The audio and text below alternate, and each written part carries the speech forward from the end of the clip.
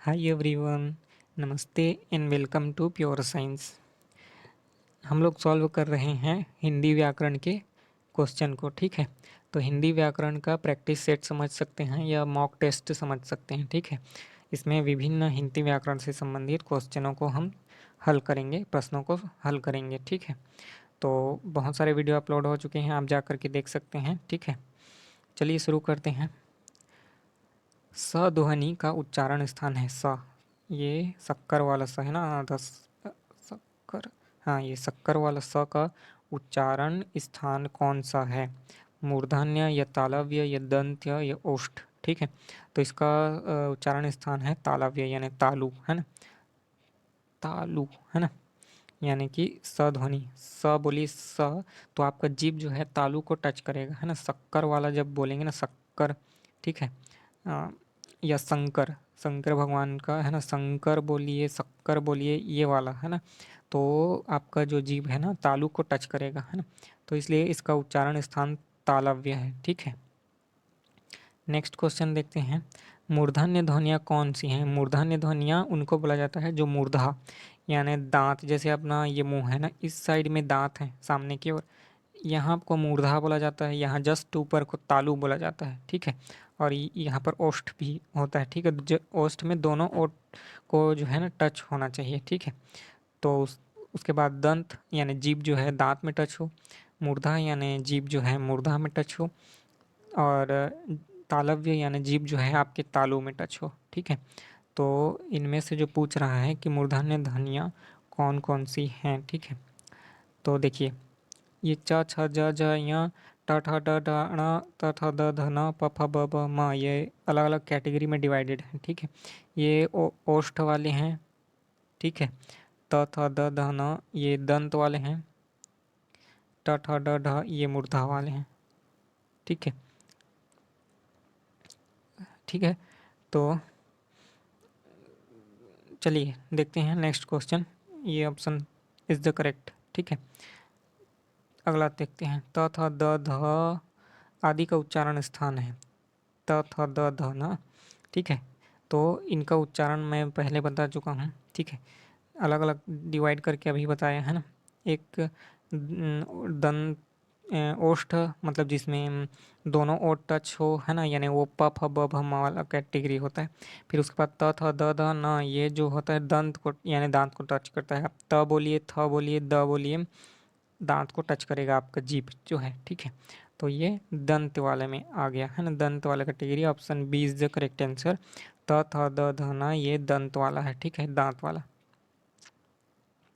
जिन व्यंजनों के उच्चारण में दोनों ओष्ठों द्वारा श्वास का अवरोध होता है वे क्या कहलाते हैं? देखिए, जिन ध्वनियों के उच्चारण में ना दोनों ओठ जो है, ऊपर वाला ओठ और नीचे वाला ओठ के बीच में से, है ना, श्वास जो है गुजरता है ना, उसको क्या बोलेंगे? ठीक है, तो सीधा बात है ओष्ठ ही बोलेंगे, है ना। प फ ब भ म ये सबको ये सबको कौन से कैटेगरी में बोलते हैं? ओष्ठ व्यंजन, है ना। तो ये हो गया ओष्ठ व्यंजन, है ना, ओठ का टच हो रहा है मतलब ओष्ठ व्यंजन ही होगा। ठीक है, देखते हैं अगला क्वेश्चन। यदि नीचे का होंठ पूरी तरह काट दिया जाए तो किस ध्वनि के उच्चारण में कठिनाई होगी? ऊपर और नीचे दो ओंठ होते हैं, तो अगर नीचे का ओंठ को पूरा आप काट दिया जाए आपके, है ना, तो सिर्फ ऊपर के ओंठ से किस ध्वनि को बोलने में कठिनाई होगी, है ना। ल ल तो बोल ही सकते हैं क्योंकि जो है ल बोलने से दो ओंठ टच नहीं होते हैं, इसको बोल सकते हैं।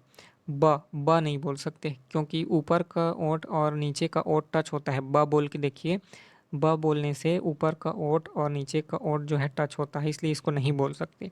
घ को भी बोल सकते हैं क्योंकि ओंठ का कोई काम नहीं है। ख को भी बोल सकते हैं क्योंकि ओंठ का यहाँ भी कोई काम नहीं है। ठीक है, लेकिन ब नहीं बोल सकते क्योंकि इसके लिए दोनों ओंठ का टच होना जरूरी है। ठीक है, तो 27 का बी नंबर। अगला क्वेश्चन देखते हैं। व व्यंजन का उच्चारण स्थान है। व जो है, तो ये कौन सा उच्चारण स्थान है? दांत या ओठ या मूर्धन्य या दंतोष्ठ्य? ठीक है, कौन सा उच्चारण स्थान होता है व बोलने से? तो इसका उच्चारण स्थान होता है दंतोष्ठ्य। दांत और ओठ दोनों से संबंधित होता है ना व। वह बोलिए आपका दोनों ओर जो है ऐसे गोल हो जाएगा, है ना।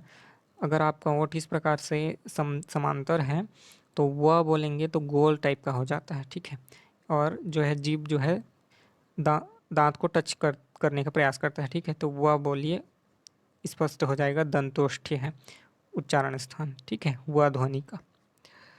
अगला क्वेश्चन देखते हैं, वस्त्र वस्त्रीय व्यंजन कौन सा है? वस्त्रीय, ठीक है। व अध त अध स त य ऐसा लिखा हुआ है, ठीक है। तो वस्त्रीय व्यंजन कौन सा है ना। तो इसमें से अधा न जो है ना, न और नीचे में हलंत ये वाला जो है वत्स्य व्यंजन कहलाता है, ठीक है। न और ये हलंत वाला, क्लियर है। अगला क्वेश्चन देखते हैं, स्वर रहित र का प्रयोग हुआ है। स्वर रहित बोल रहे हैं, र में मतलब हम जानते ही हैं कि कोई भी व्यंजन वर्ण होता है ना, वह स्वर के उच्चारण के साथ मतलब स्वर के साथ प्रयुक्त होता है, उसमें स्वर जो है मिक्स रहता है ना। तो र को सीध पर र नहीं बोल सकते, ये आधा र होता है और अ होता है, ठीक है। मतलब र और ये आधा प्लस अ, इसको मिल करके ये बनता है पूरा र, ठीक है। तो यहाँ पर कौन सा स्वर रहित र का प्रयोग हुआ है बोला, ट्रक में, पुनर्निर्माण में, त्राटक में या शत्रु में, ठीक है। किसमें जो है र को बोलने से ना अ का ध्वनि नहीं आएगा, ठीक है, मतलब कि स्वर रहित र, ठीक है। तो ट्रक बोलिए, ट्रक बोलने से ट्र है ना, मतलब अ तो आ ही रहा है, ठीक है। तो मतलब वो नहीं है। पुनर्निर्माण है ना, पुनर्निर्माण है ना, पुनर्निर्माण में ये सही उत्तर है, क्योंकि इसमें नहीं आ रहा है। त्रा बोलेंगे त्राटक में तो आएगा ही, है ना। तो ये भी आने वाला है, ठीक है। और शत्रु मेंत्रु, र और उ आ रहा है,त्रु, है ना, शत्रु, ठीक है। तो उसमें भी स्वर आ रहा है, लेकिन पुनर्निर्माण में स्वर नहीं आ रहा है, तो इसलिए ये सही उत्तर है पुनर्निर्माण, ठीक है। नेक्स्ट क्वेश्चन देखते हैं, हिंदी में व्यंजनों की संख्या कितनी होती है, ठीक है। इसमें पूछ रहा है हिंदी में व्यंजनों की संख्या कितनी होती है, ठीक है।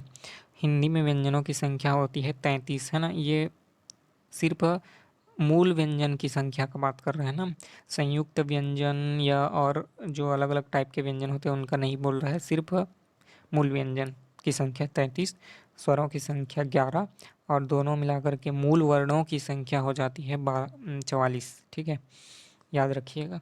मूल व्यंजनों की संख्या 33, ठीक है।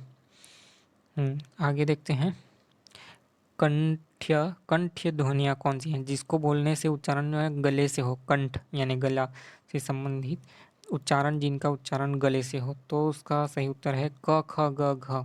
इसको आप बोल के देखिए, क ख ग घ करके बोलिए, उनका उच्चारण ना गले से यानी आवाज़ गले से निकलता है, ठीक है। च छ ज झ ये अलग है, प फ ब भ म ये ओंठ वाला है, ठीक है, ये अलग अलग होते हैं, लेकिन क वाला जो ग्रुप है इसका उच्चारण गले से होता है, ठीक ना। अगला क्वेश्चन देखते हैं, स ध्वनि का उच्चारण स्थान है, स्वध्वनि स ध्वनि का उच्चारण स्थान कहाँ से होता है, ठीक है। तो स का उच्चारण स्थान तालव्य होता है, तालु से, है ना, ऊपर से जो है टच होता है आपका जीभ, है ना, तालु से, तो स ध्वनि का उच्चारण स्थान है तालव्य, राइट। अगला क्वेश्चन देखते हैं, मूर्धन्य ध्वनियाँ कौन सी हैं, मूर्धा को टच करने वाला, है ना, ध्वनियाँ कौन सी हैं। तो ये च छ ज झ ये जो है ये हैं आपकी मूर्धन्य ध्वनियाँ, मेरे को लग रहा है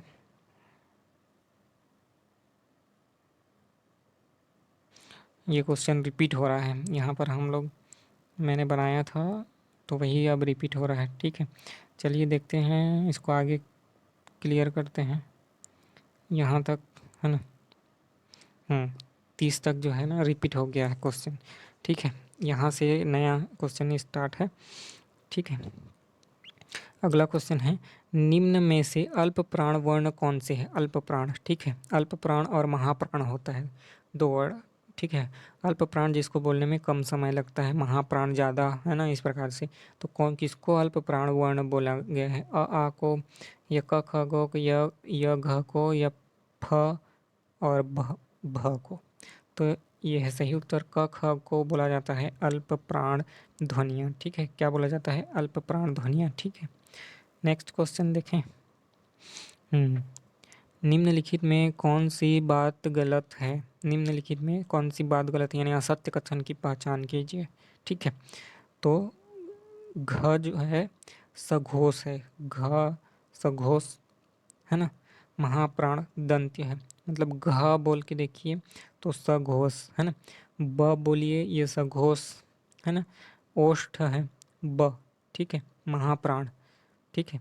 च अघोष है तालव्य च है ना, और ख कंठ्य महाप्राण अघोष है, ठीक है।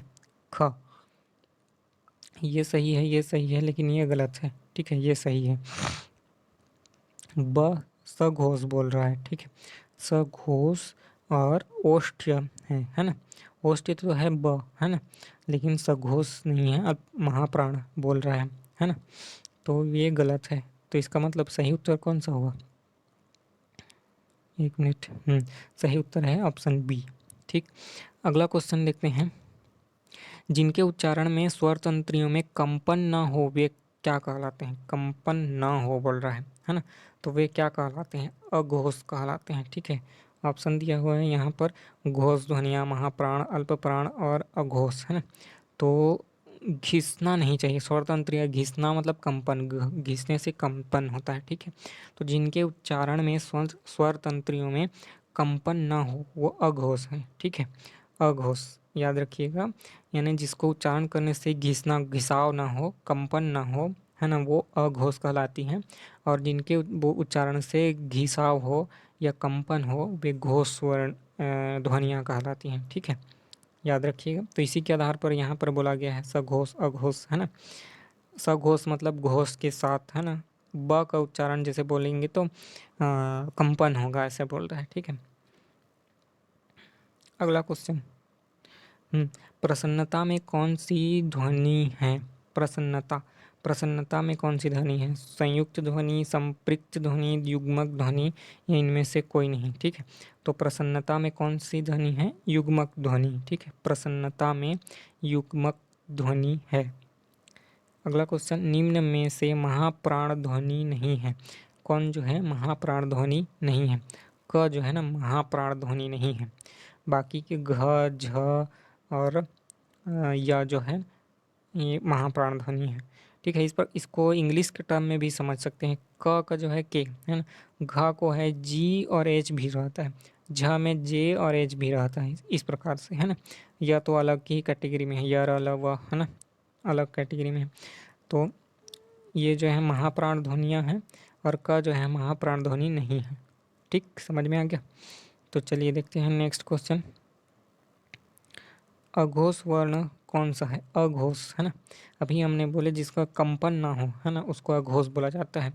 स्वर तंत्रियों में कंपन ना हो तो अघोष, ठीक है, और स्वर तंत्रियों में कंपन हो तो सघोष, ठीक है। तो अघोष वर्ण कौन सी है? ऑब्वियस सी बात है, सॉरी, अ जो है अघोष है। अ को बोलने से कंपन कहाँ होता है? अ बोलिए अ, ठीक है, बोल के देखिए तो उसमें स्वर तंत्र में गले में कंपन नहीं होता, है ना। ज बोलने से होता है, ह में होता है, स में भी होता है, ठीक है। अगला क्वेश्चन, संबल में कौन सी ध्वनि है? संबल में कौन सी ध्वनि है, ठीक है, संपृक्त, संयुक्त, युग्मक या इनमें से कोई नहीं। तो देखिए इसका सही उत्तर है संपृक्त है। संबल में कौन सी ध्वनि है? संपृक्त ध्वनि है संबल में, ठीक है। अगला क्वेश्चन देखते हैं। अधोलिखित शब्द का कौन सा रूप वर्तनी की दृष्टि से शुद्ध है? इनमें से कौन जो है ना शुद्ध रूप से लिखा हुआ है वर्तनी की दृष्टि से, है ना, लेखन की दृष्टि से, है ना, राइटिंग की दृष्टि से कौन जो है सही लिखा हुआ है? परमात्मा लिखा हुआ है एक्चुअली, तो कौन जो है सही है? तो परमात्मा, ये ऐसा नहीं होता है ना, ये गलत है, ये परमात्मा सही है। परमात्मा ऐसा तो होता ही नहीं है, परमात्मा ऐसा भी नहीं होता है। तो option B is the correct answer, ठीक है। सही उत्तर कौन सा है? ऑप्शन बी, परमात्मा, ठीक है। अगला, इनमें से शुद्ध वर्तनी वाला शब्द कौन सा है? अगेन वही क्वेश्चन, शुद्ध वर्तनी वाला शब्द कौन सा है, ठीक है। जो शुद्ध रूप से लिखा है, घनिष्ठ या घनिष्ठ या घनिष्ठ या घनिष्ठ, है ना। तो इसमें से ये वाला जो है सॉरी जो है घनिष्ठ, ये वाला घनिष्ठ संबंध जो होता है ना, घनिष्ठ संबंध है दोनों का, ऐसा बोला जाता है। तो ये वाला घनिष्ठ है, ठीक है। घनिष्ठ, option C is the correct answer, ठीक है, घनिष्ठ संबंध। अगला क्वेश्चन देख लेते हैं। निम्न में से कौन सा शब्द रूप शुद्ध है? अगेन वही शुद्ध कौन सा है? आशीर्वाद, है ना। तो ये तो आरसीवाद लिखा हुआ है, यानी ये गलत है। आशीर्वाद ये भी गलत है। आशीर्वाद लिखा है, ये भी गलत है।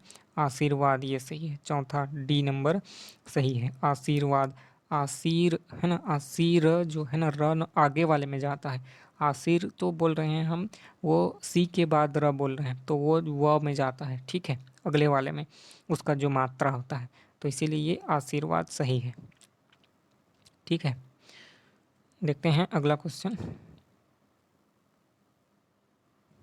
निम्नलिखित में से कौन सा मूल दीर्घ स्वर नहीं है? मूल और दीर्घ स्वर पूछा जा रहा है, ठीक है। मूल दीर्घ स्वर नहीं है, ठीक है। आ जो है मूल दीर्घ स्वर है, ठीक है। ये भी है और ये भी है। देखिए किस प्रकार से होता है, मैं बता दे रहा हूँ। अ और अ को मिलाइए तो आ हो गया, ठीक है, यानी दीर्घ वाला स्वर, है ना। ई और ई को मिलाएंगे, ई छोटा ई को तो बड़ा वाला हो गया, बड़ा ई, है ना। और इसी तरह ये इस कंडीशन में भी है, छोटा ऊ को मिलाएंगे तो बड़ा ऊ बन गया। लेकिन देखिए ओ के कंडीशन में क्या होता है, ठीक है। ओ के कंडीशन में क्या होता है, अ और ऊ, है ना। अ और ऊ मिल करके बनते हैं ओ, ओ, है ना, औ या ओ, है ना। तो ये जो है ना मूल दीर्घ स्वर नहीं है, ये तीन जो है ना मूल है।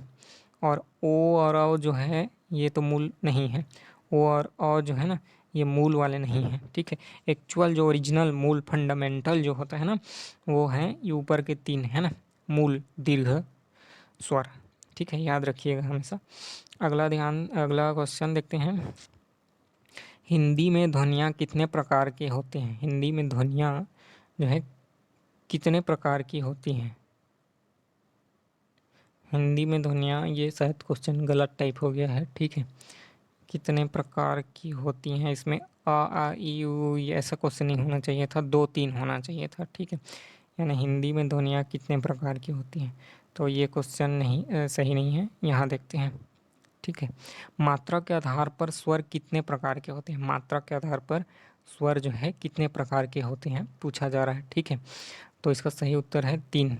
मात्रा के आधार पर, वही मैं बोला पहले, तो ह्रस्व, ह्रस्व या लघु, है ना, ह्रस्व या लघु, फिर उसके बाद दीर्घ, उसके बाद प्लुत, प्लू आधार, प्लू और ता। देखिए किस आधार पर बता रहा हूँ। लघु को उच्चारण में कम समय लगता है, 1 गुना समझ सकते हैं। दीर्घ को उच्चारण में 2 गुना इसकी अपेक्षा, ठीक है। और प्लुत को उच्चारण में 3 गुना यानी इसकी अपेक्षा। जैसे ओम, ओम बोलिए तो अ उ म ऐसे तीनों होते हैं ना, अ उ म, ये तीनों का उच्चारण करना पड़ता है ओम बोलने से, है ना। ओम हमको तो लगता है ओ और माँ ही है ना। लिखने में कैसे लिए ओम लिख दिए, लेकिन उच्चारण में ना 3 गुना समय लगा। तो इसलिए ये जो मात्रा होता है ना, ये वाला ड के जैसे मात्रा होता है प्लुत, है ना, अ उ म, या ओम जो होता है ना, ये वाला अ के जैसे उच्चारण जो होता है, इसको 3 गुना, इसलिए ये 3 टाइप में डिवाइडेड है, लघु, दीर्घ और प्लुत, है ना। अगला क्वेश्चन देखते हैं। जिह्वा के आधार पर यानी जीभ के आधार पर स्वर कितने प्रकार के होते हैं? जिह्वा के आधार पर कितने प्रकार के स्वर होते हैं? 2, 3, 4 या 6? तो इसका भी उत्तर है 3 ही होते हैं। जिह्वा के आधार पर स्वर कितने प्रकार के होते हैं? तो 3 प्रकार के होते हैं, ठीक है, याद रखिएगा। अगला क्वेश्चन है, एक से अधिक वर्णों के मेल को क्या कहते हैं?